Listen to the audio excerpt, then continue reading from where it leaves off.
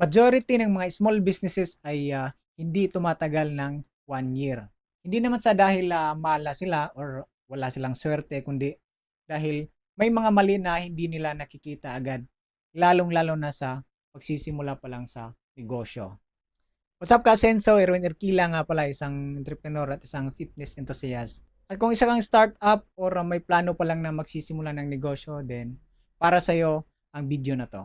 At tapusin mo ang video nito kasi isi-share ko sa iyo yung top 3 common mistakes na ginagawa ng mga startup na negosyante. Isi-share ko din sa iyo kung paano ito maiiwasan.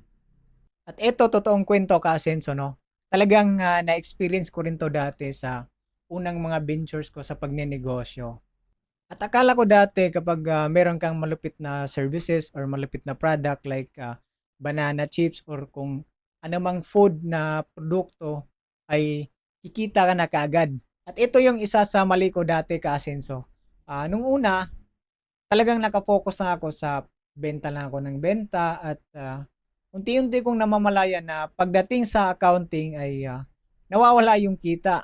Nakakapagod tapos puyat ka pa. At yung profit talagang nawawala at hindi ko nakikita. At ito talaga yung reality.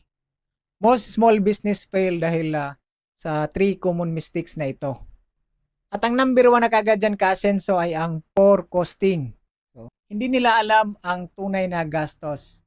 Akala nila kumikita pero at the end, lugi na pala dahil marami silang hindi nalista at nasama sa expenses. Like packaging, delivery cost, gasolina, at yung tax, pati na rin yung mga future consultant, no? May mga monthly na babayaran tayo, lalong-lalo na pag lumalaki na yung business natin. At syempre, yung sahod ng may-ari. So, kailangan tayo mismo as owner ay merong sahod monthly.